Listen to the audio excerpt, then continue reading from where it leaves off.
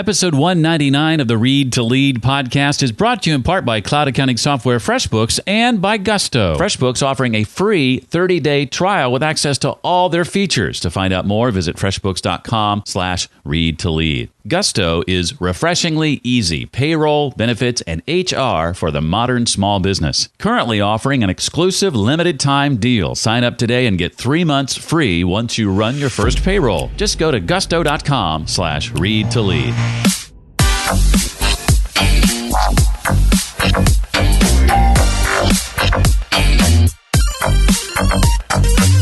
Interviewing and the questions you ask and even the environment you create really sets the tone for the quality of candidate and you getting to a deeper understanding of what they're capable of. Hey there, welcome to the Read to Lead podcast. I'm your host, Jeff Brown. I believe that if you desire to achieve true success in business and in life, then intentional and consistent reading is a must. The Read to Lead podcast is not only going to help you narrow this ever-important reading list, but help bring you key ideas and valuable insights from some of today's most successful and inspiring authors. In other words, our guests. In a moment, you and I will be joined by my latest guest, Mr. Chris Mefford. He's the author of Hiring, Firing, and Creating an Amazing Team Culture for Leaders in a Hurry. I'm going to be asking Chris to share about the oft-dreaded mission statement and why it is key that you go through this process, successful interviewing strategies, including some of Chris's favorite breakthrough questions to ask, what to do if you're a leader who struggles with things like trust and delegation, and much, much more. The Read to Lead podcast would not be possible without the help of folks like Gusto and FreshBooks. Chances are you've never heard of Gusto. Well, Gusto is a refreshingly easy payroll, benefits, and HR solution for the modern small business. If you run a small business, you know payroll and benefits are hard. You don't have time to be an expert in things like taxes and regulations, right? And let's face it, old school payroll providers just aren't built for the way that we work today. The thing I like about Gusto is making payroll, benefits, and HR easy for small business owners like you and me. Modern technology does the heavy lifting, so it's so easy to get it right. You no longer have to be a big company to get great technology, great benefits, and great service for your team. Right now, just for you, Gusto is offering an exclusive limited time deal. You sign up today, and you get 3 months free once you run your first payroll. It's that simple. To find out more, just go to gusto.com/read-to-lead. And if you've been listening to Read to Lead at all over the last couple of years, you're probably by now familiar with cloud accounting software FreshBooks. Have you not tried it yet? Why not? There's absolutely no risk in doing so. You can get access to all of FreshBooks' features for 30 days absolutely free. You may have heard me say before, I've been using FreshBooks for almost a decade. I haven't used anything else. I've never needed anything else when it comes to cloud accounting software for my business. Things are quick, they're simple, they just work. We're in tax season now. I don't have to worry about all the headaches of creating reports and figuring out what's going on at any given point in time. FreshBooks makes it so simple. With just a couple of clicks here and there, that information is at my fingertips, and I love FreshBooks. If you want to find out more about that free trial, again, no obligation, no credit card needed to sign up. Check it out for 30 days and see if you don't like it as much as I do. Just go to freshbooks.com/read-to-lead and then enter Read to Lead in the How Did You Hear About Us section. That's freshbooks.com/read-to-lead. Chris Mefford has coached leaders from businesses and nonprofit organizations nationwide. He's offered his expertise and insights to assist senior executives and small business entrepreneurs to build better cultures, turn around underperformance, hire the right employees, know when to let people go, implement efficient processes, manage finances, and, oh, this is important, implement the organization's mission, all while making money and changing lives. Chris even played a part in helping the Ramsey organization win the Best Place to Work in Nashville award for 8 straight years. Chris is a former high school teacher and holds an MBA from the prestigious Odette School of Business at the University of Windsor. His new book is called Hiring, Firing, and Creating an Amazing Team Culture for Leaders in a Hurry. And he's also a personal friend. Not sure if that's a good thing or a bad thing. Either way, Chris, welcome officially to the Read to Lead podcast. I think it's a good thing, Jeff. Well, all of us at one time or another, I think, and this is where I want to start, by the way, this whole idea of mission statements and how to craft them. We've all sat through that long, boring, hey, let's craft a mission statement meeting. So start by sharing your view on the role and importance of the right mission statement, generally speaking, but also its impact on the hiring and firing process going forward.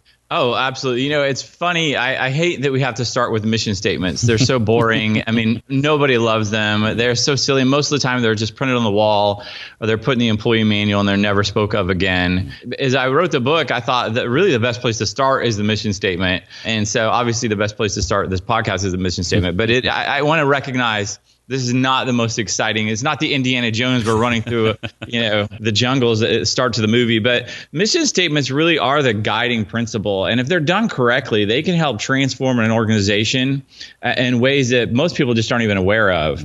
There's this great line in Alice in Wonderland where the Cheshire Cat goes, "Hey, where are you going?" He asks Alice, and Alice says, "Which way should I go?"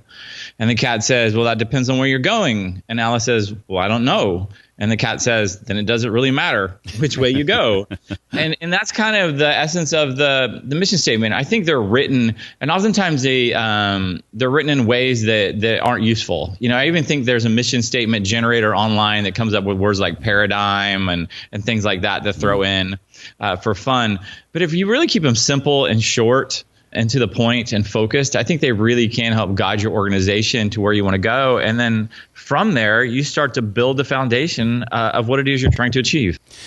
Hey, Chris, I want to get to the bit of the hiring process. This is something you have a lot of experience doing. What are some examples of times or circumstances maybe when you shouldn't hire, and what do you need to keep in mind when the time is right? Well, I think that, you definitely shouldn't hire under three circumstances, I think, right off the top of when you're desperate. If you've gotten to the point where you're just completely desperate, chances are when you're desperate, you're going to make bad decisions. You're going to hire anybody that walks in the door, and you're not going to think about how this person can help you grow as an organization, help you grow professionally, personally, and also culturally. And so when you hire when you're desperate, you've really gotten to a point where it's bad news. And that doesn't mean that you really need to hire someone. That means you hired someone too quickly. You were desperate. You just need anybody in the door. And so organizations that grow that quickly usually tend to die quickly as well because the culture is too impacted. They can't keep up. There's not enough proper training. And it just goes down the drain really quickly. I think another time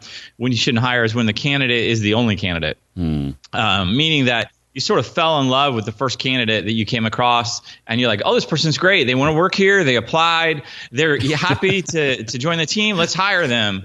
And you really haven't done a good vetting and to see what's out there, how they stack up against maybe other candidates that come in. I used to be guilty of this a lot, to be honest. I'd fall in love with these candidates early on. This is great. And then what I discovered is I took my time and maybe added a second or third interview or had other people talk to them.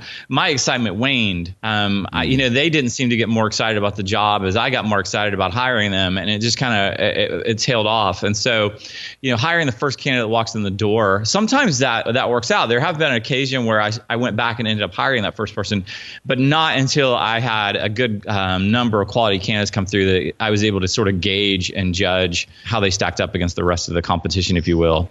And then, when it comes to job posting, essentially, most organizations fail to think about the person applying for the job when they post a job, if that makes sense. So here's what I mean is a lot of organizations and companies will say, here's what we want. And they'll have this long list of skills that you need. And that's it. And so when you think about how you can personally impact this person's life who'll be joining your team, and you make the job scenario into, hey, if you join our organization, you'll grow professionally. It will be the best job you've ever had. Personally, you'll grow. The organization you're going to join is full of momentum and excitement, and with the training and quality of work you're going to do, and you're going to potentially help us change the world, depending on what it is that you actually are hiring for. And when you say it like that, I tend to get more excited about your job. And so versus, a commodity based is I'm just going to check off a box. Okay, I have these skills, I'll apply. Versus, oh my gosh, I want to apply for this company. I'll do whatever it takes to work here. There's a different change in and the quality of candidates that you bring into the organization or that apply, depending on how you write that job description. And it's the number one way I think most organizations fail to take advantage of getting great quality candidates in the door.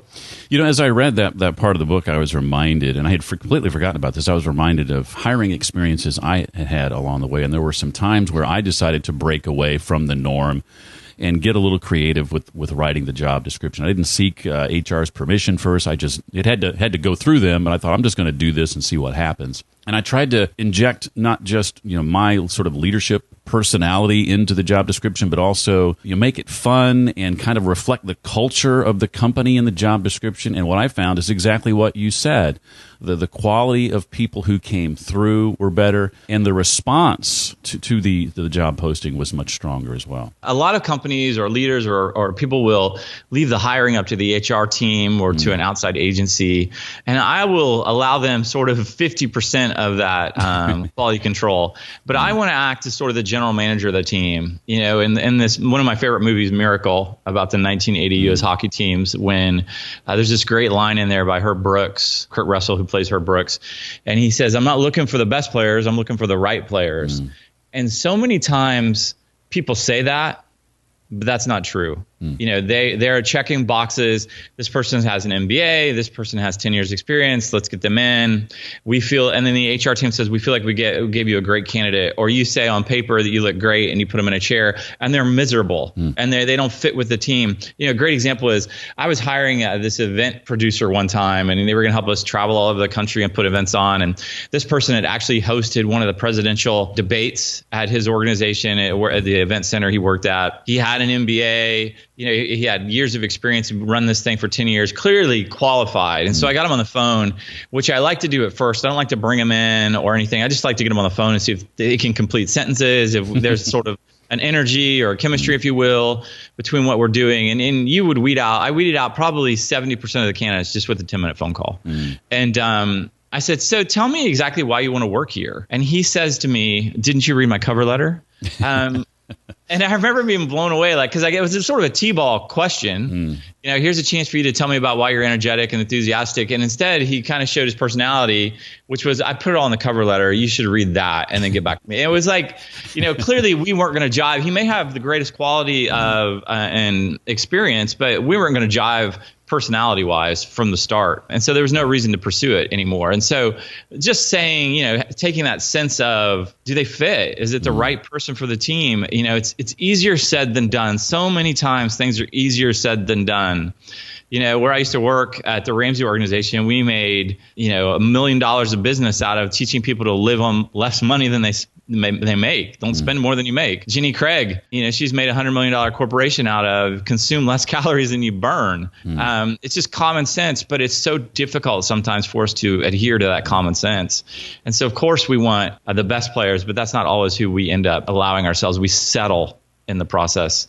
And settling is never good for anyone. You shared a little bit of this, but I'd love for you to share more about some of your favorite questions to ask during an interview, the ones that you feel have led to some of the most eye-opening insights, if you will. Yeah, in the interviewing process, I tend to like to ask questions that are complex. Because I feel like a complex question really demonstrates your thinking ability. How quickly can you think in a stressful situation? Interviews, especially first interviews, can be somewhat stressful. You don't know me that well. I don't know you. You don't know what to expect. You're kind of hoping you want this job, which is why you're here. I'm kind of hoping you'll take this job, but I want to make sure you're going to raise the game of everybody on the team. And so I don't like questions of tell me your strengths and weaknesses. Tell me, the biggest project you worked on. I want to dive deeper. I'll ask questions like, how exactly does your company make money? And what are the two biggest expenses? Like how, I love that question because it's like, how in tune are you with the organization you currently work with? What type of work environment is most motivating to you? Describe the pace at which you typically like to work in the office and the speed of your colleagues as it relates to you. And does that frustrate you or excite you? What would your most respected critics say of your strengths and areas for development? I like to take them personally out of the situation, and I want to know how they would run it through that filter of their sort of their colleagues. Interesting. And I love the question, do you consider yourself lucky? I feel like people who consider themselves lucky, or sometimes people feel they're blessed, are generally prepared for life. And those people who consider themselves lucky or blessed tend to be better prepared individuals. And so I like to throw that out there. And probably my favorite question is, and if you go to my website, Jeff, you can download 20 of the most important questions I like to ask in any interview that sort of gets to the crux that are really all complex. Tell me about a time that you helped the organization grow, and walk me through that process, and what were some of the challenges and some of the opportunities that were put in front of you, and how did you react to those? Like, that's not a yes or no, and you have to think pretty quickly on your feet. And then finally, I call it the pageant question. Tell me what the biggest issue today facing our country is and why. And I like it because it's so out of left field. It doesn't have anything to do with the role.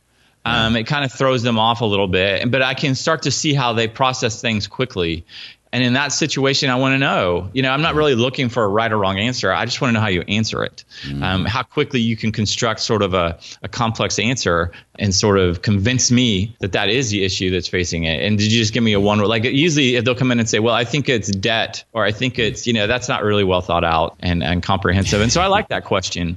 And, to be fair, a lot of times we see these pageant questions, we see these gals that kind of bomb in that portion of the talent show. I was just thinking of that. And I'm here to tell you that more men bomb on that question than women. And if men had these talent shows or whatever, the way that these pageants, the way these women do, there would be just as many YouTube videos out there we were all looking at and going viral with their answers. Talking about luck and preparation, I think it was Louis Pasteur who said, luck favors the prepared mind. The more prepared I am, the luckier I become, or something like that. Right. That's exactly it. But, I think the ultimate takeaway here, Jeff, on the interview questions are, think about it.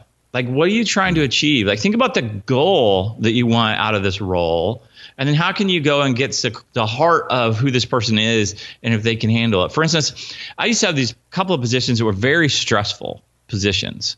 And so I would try and mimic that stressful situation in the interview. If I had 30 minutes or 60 minutes, usually 30, I would interrupt them constantly. I would throw new questions at them before they had finished answering the other question.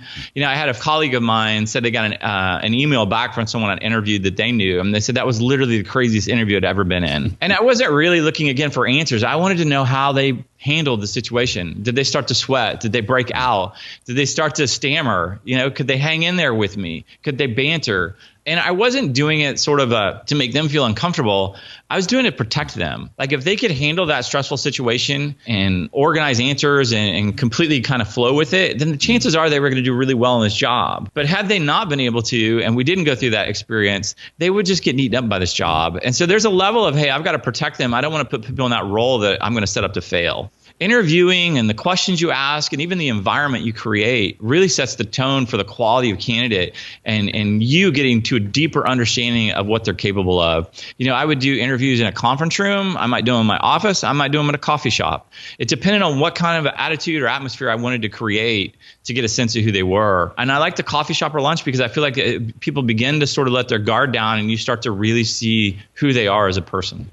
Now that we've hired the right people, let's look at another area of struggle oftentimes for leaders, and that's trusting those people, and particularly getting good at delegating is what I want to dig into. The lack of delegation or the fear of just trusting your people to do what you've hired them to do is often centered around this, it's only going to get done right if I do it myself kind of thinking. What advice would you give, Chris, to a leader who, in an attempt at maybe perfection, struggles with delegation and just trusting the people they've hired? I think there's a few problems that leaders encounter when it comes to trusting the people they hired. One is, I'll tell you a quick story. I hired this gal to be my assistant, and after about a month or two, it just wasn't working out. I was so frustrated. Every time I'd give her something to do, she would reply back with more questions, and it just felt like I ended up answering all her questions, and I felt like I was doing all the work, and it just wasn't working. So I remember I was sort of young, and I went into my boss and said, hey, she's not working out. I really think we need to start to think about how we can transition her out or move her along.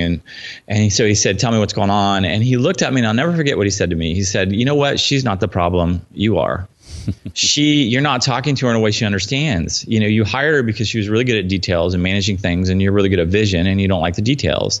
But you're not giving her any information. Like, You have to give her more information so she can succeed. And so I remember I went back and I sat down and said, okay, let's do this. I'm going to give you more information and you're going to take the information I give you and go from there. Let's meet halfway. So she said, okay. And so from that day forward, the things we accomplished together were incredible and the amount of work we got done.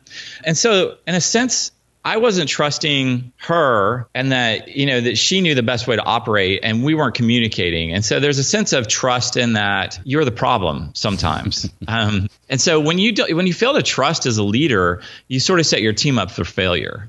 And so if you find it difficult to trust, there's usually a few things playing in hand. They won't do it as well as I can. They won't do it as good as I can. I trust them, but I don't really trust them to get this project done because it's really important. Or I can just do it and I can do it faster. And so those are the things that I think leaders try to convince themselves or tell them, to which I say, you're the leader, fix your team. Either get people on your team that you can trust or train them up to a point where you feel like you can trust them or get them out. But you're not doing yourself or your company or your department or whoever it might be any favors by bringing people in and failing to trust. Jeff, I'll go into sort of why I think that happens, if that's okay. There's a delegation situation that goes on. And I think two things are at play. There's this fear of letting go. But I think really what it speaks to is a fear of facing the new and unknown. So here's what I mean. As a leader, if I have to trust you and give you more projects and give up the work that I say can't be done as well as I can, that means I free up time. And now I have to find space and things to fill up that time with. And figuring that out, because you're in a comfortable situation, if I can just blame my team and say to them, I don't trust them, so that's why I'm doing it, then that lets me stay in my comfortable position. I've got this. My team needs me. I'm sort of a martyr. I take it for the team. My team's not great, but if I give this up, then I'll have to figure out new things and new ways to drive the company. And there's a fear on my part that I won't take that seriously, or that makes me nervous how to move forward. And so you sort of live in this comfortable zone where you blame your team, but it's really your fault because you're afraid to move forward because you're not exactly sure what the next steps need to be. Well, Chris, having had a huge hand in helping the Ramsey organization earn that award we talked about earlier, what would you say are the keys to building an enduring company culture, much the way you did there? Well, I will say I played a part, but it was the entire organization kind of grew together to help to win that award. But I think first and foremost, communication. Like I said earlier, when you don't communicate with your team clearly, you end up wasting a lot of time making up for it by having to redo things. And communication, as Jim Collins says, is are what take organizations from good to great. Great teams and companies and corporations over communicate. And if you've ever worked in an organization where you feel like you're not in the know or they don't share enough information, there's a sense of fear that creeps in. It doesn't feel like an empowering place to work. And you wonder like, hey, is this involve state secrets? Like we're just really talking about was the process that we're working on successful or not? Why the shield of secrecy? And I feel like it's a control issue. And usually it's a control issue for leaders who are insecure. And so be transparent with your team. I joined an organization once where the department I was in was really losing money. And I kept trying to figure out how to do it. And I had 8 or 10 people who were responsible for spending money and organizing budgets, and they just weren't up to speed. And so every month I'd have to go down and sit in front of our CFO and kind of make an account of what's going on. And I'd walk him through the process. And finally it hit me. I'm like, I'm done with this. I am bringing one of these guys with me each time because I want them to experience what's going on. And so I did that. And then I went and I opened up the books for the whole department. I didn't say, here's what everybody makes, but just, here's the budgets, here's where we're at. And I put everybody who spent money on the team, significant money, in the same room, and I threw it open and said, help me figure this out. I can't do it on my own. Unless you guys are on board, I can't figure this out. And what happens was, I think the lesson here I'm trying to get at is transparency. A lot of people are like, wow, you did that. Why did you do that? That was risky. And I said, well, I think ultimately I did it because for 2 reasons. One, I needed their help. I didn't genuinely know how to solve this problem because they had a lot more information than I could ever possibly imagine. There were 10 of them and there was just one of me. And 2, they saw that I asked for help, which means that they're more likely to ask for help, that it's not a burden of shame if you ask your leader or someone on the team with a complex situation that you can't figure out for help. And I'll never forget, I was in a meeting once and I tried to make a change to one of the things that we were doing. And one of these people that spent money that was in that original meeting looked at me and said, if you do that, that tweaks the budget. I have to change that just so you know. And I almost had to leave the room and start crying because they had gotten it. Like that had never happened before, where these people now were fighting for the budgets that they had put in place. So I think, how to make a great culture: communication, trust, clarity, transparency, eliminate that fear, intentionally create an environment that's fun. And I don't mean like these manufactured HR parties that are kind of lame, but genuinely do things and spend time with your people. That's why I think the hiring process is so important when it comes to building a culture and getting rid of people. Is I don't care if you're the most qualified candidate. I don't care if you sort of line up with our culture and everything that we do. Here's what I care about just as much, not only, but just as much, is that if we get along and we can be friends. Do I want to go out and sit down and have dinner with you outside of work potentially? If we're going to travel together, are you even someone I want to travel with? And when I hired people that I kind of respected in that way, that made me better and that would raise the level of the team, everybody got on board and it really became a fun place to work. And so don't discredit yourself by saying, hey, we just have to hire the best candidate. Hire the right candidate that fits in with you and your personality. If you're hiring, the great thing is you get to hire people that you want to hire. Don't worry about what anybody else thinks. Well, Chris says that holding your team accountable is the missing link to greatness. I love that phrase. What are some examples, Chris, of how you've seen that play out in your experience? I feel like first off, we try and hold accountability is tough. People genuinely want to be held accountable, but they don't want to have the consequences that come with being unaccountable. Just leave me alone. Let me do my own thing, which is great, except your own thing impacts my thing. And so I got to make sure you're doing it.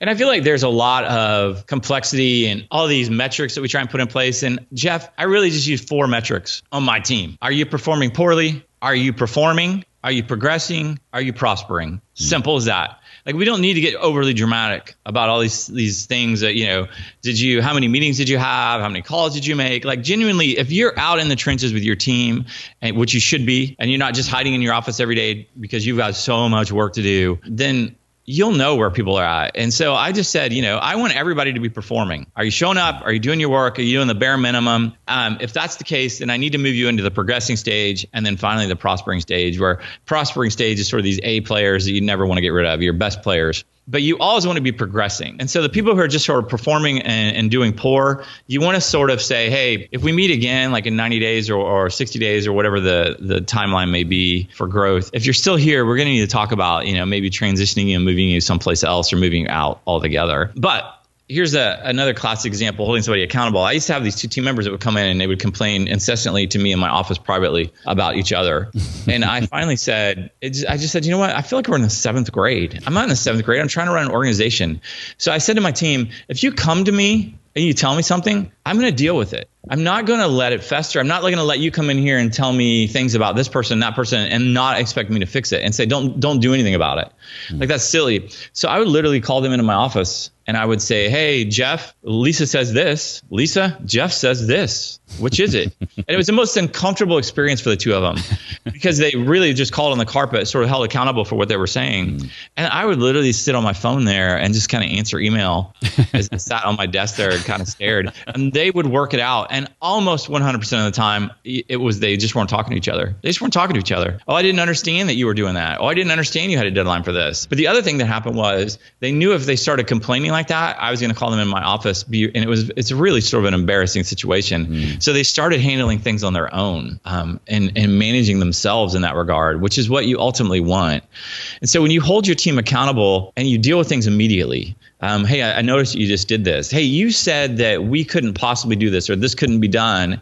And from the looks of it, we just did it. Why did you tell me that? Right? I had that conversation more times than I ever want to dream of having it. And so, and you've probably experienced in your life, we can't possibly do it. We can't do it. There's no way. We don't have the money. We don't have the resources. We don't have the time. And yeah, it happened. And so I always circled up with them and said, hey, you said we couldn't do this. Why did you say that? That sets the tone of accountability.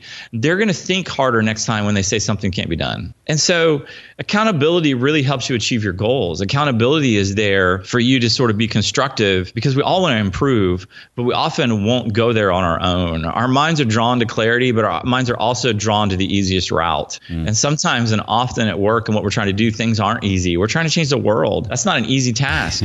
as a leader, you've got to sort of remind them that they are trying to change the world, remind them that this was hard and is hard, and that we need to achieve this together. And that's why these things are in place.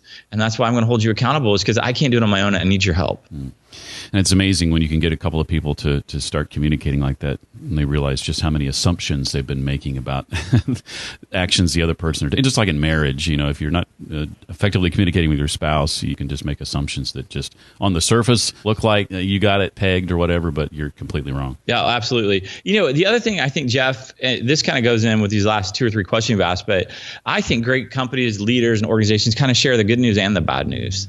I've been a part of teams where they only share the good news, and I've been a part of teams where they overshare the bad news, where it seems dire when it's really not the case at all. I was talking on a podcast with Ken Blanchard from the 1 Minute Manager fame. And he said nobody ever wishes their boss would tell them good job less, and wishes they would tell them bad job more. He said, but why do we do that as leaders? We constantly act as if there's not good news to share or spread around or give credit for. And we kind of discuss the bad parts of everybody's job and that level of accountability in a way that makes it difficult and makes it uncomfortable and makes the job seem heavy. What if you said to someone that they were doing a good job just as often as you said to someone, hey, we need to raise our game? He said that would change their perspective. And so share the good news and the bad news equally. And I think people will really start to respect you a great deal more because of it. Well, Chris, I have a couple of questions I want to ask you that aren't directly related to the book, if I may. But first, is there anything else from the book you want to make sure we know? For example, we haven't really delved into how to fire someone. Well, that's why you should pick up the book on Amazon. Or actually, if you go to chrismeverick.com, you can download it for free, the audiobook and the ebook. Awesome. But I'll tell you, when it comes to firing, I'm not a big fan of people who say hire slow or fire fast or hire fast and fire fast kind of deal. I feel like, in that situation, you hired them. You wasted the company and organization or your business's energy and resources, bring them on board. Why would you want to fire them fast? Like, the hiring process is so exhausting when done properly. The last thing you want to do is have to fire someone. That's why the hiring process needs to be so heavily weighted on the front end, so you don't have to fire people. You don't have to do this kind of process. But when you do, it should never be a surprise. No one should ever get fired and go, what? I had no idea. It shouldn't be, because you should be as a leader, you should be dealing with the issues, walking them through, saying in 30 days, if I don't see a change, I even go as far as to say faux fire someone, which is you call them in and tell them, hey, I don't think this is going to work out. Like, here, I'm going to give you 30 more days to make these changes, but I don't see it happening, Jeff. It's just, we've been down this road and I don't think you're going to make it.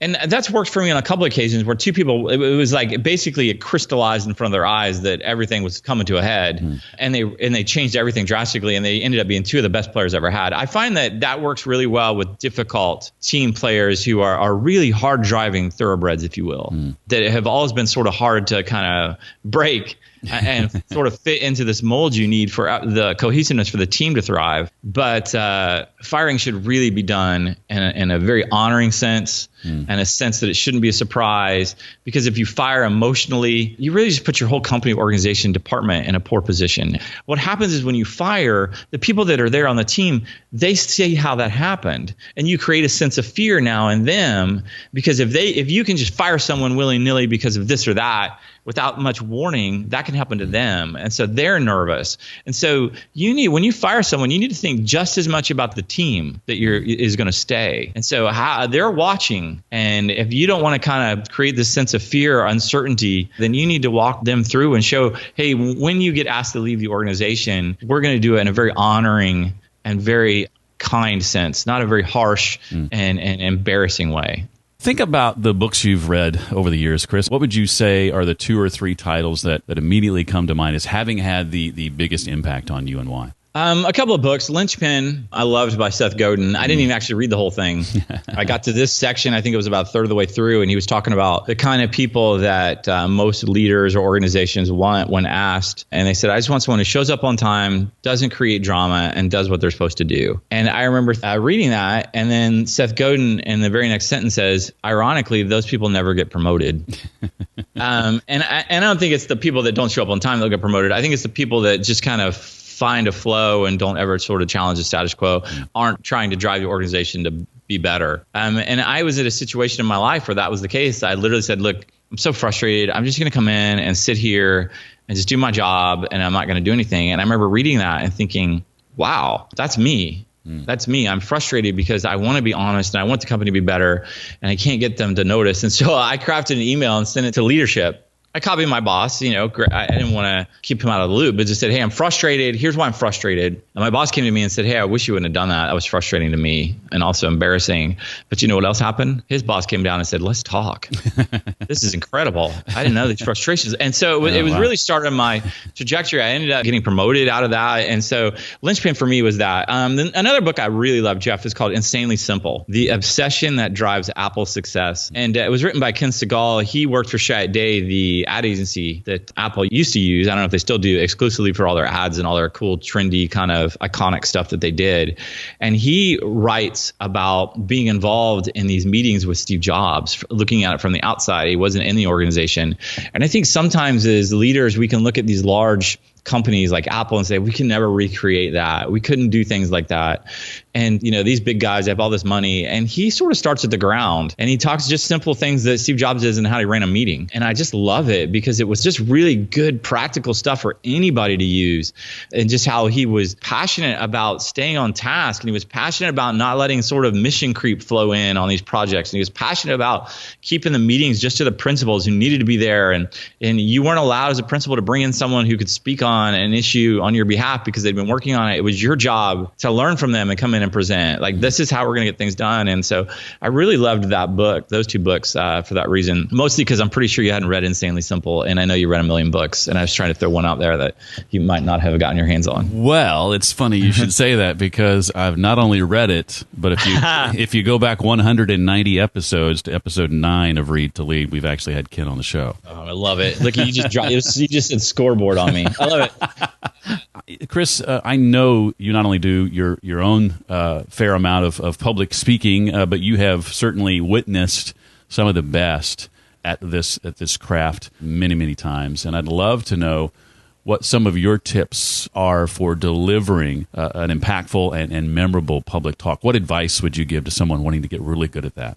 Oh, man. Two pieces of advice. One is practice. Mm-hmm. Keep it simple. You're saying way too much. I've worked with authors, Jeff, who have sold millions of books and been on the New York Times bestseller, and they have spoken all over the world. And then I watch their talk and think, wow, how did this happen? and I don't mean that from an arrogant stance, but it's just, one of my jobs for over 10 years was to work with speakers and do this kind of thing and create events. And really probably the biggest advice I would have is cut back what you're saying. Mm-hmm. Just keep it really simple. You're overcomplicating things, and make it clear and concise. What are the 3 things you want people to walk away from your talk with? That's it.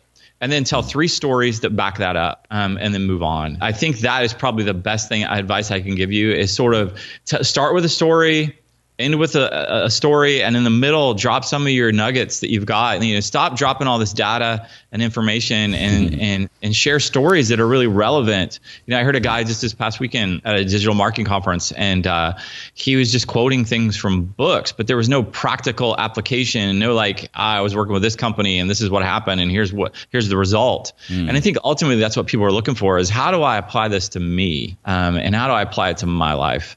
And I would even recommend if you had anybody out there who was going to speak or had to stand up and present, there's a fantastic book out there by James C. Hume called Speak Like Churchill, Stand Like Lincoln. And anybody that ever spoke that I ever met, I always recommend this book because it's just a really good book from 2 great orators of their craft. And there is so much to be learned on how to take a stage and sort of hold the audience in the palm of your hand within this book. And so it's definitely a great read.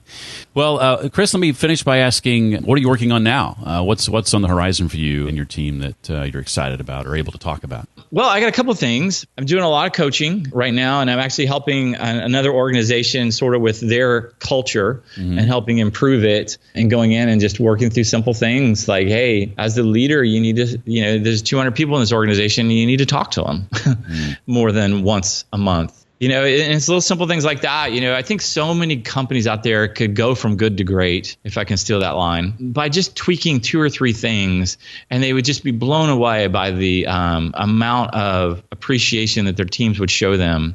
But they're just kind of operating out of a sense of fear, uncertainty. And I think most of the time these leaders don't understand, if they would just communicate more, that their teams would get on board and they'd be willing to help them and be transparent with them.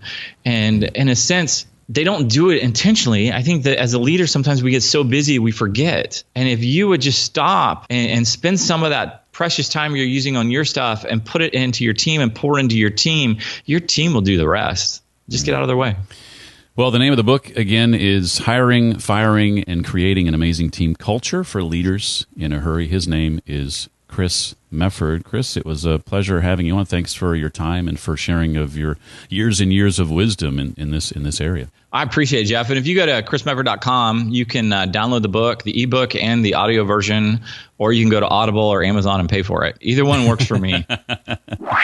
I'll, of course, link to Chris's site and his book in the show notes page for this episode, along with the books that he recommended, and great ones they were. You can find all of that at readtoleadpodcast.com/199 for episode 199. That's right. We are fast approaching episode number 200, and I am glad that you are along for the ride. Big thanks to Joe Ferraro, who in iTunes recently left a 5-star rating and review. I happen to know Joe hosts his own podcast called the 1% Better Project at 1%betterproject.com. Thank you, Joe, for your kind words. Appreciate it very much. If you'd like to leave a rating and review, especially if it's a 5-star rating and review, you can go to readtoleadpodcast.com/iTunes and write your comments and leave your star rating there. Thank you so much. That helps the podcast get noticed. Thanks again to our sponsors making this episode possible. FreshBooks, with a free 30-day trial available to you, no obligation,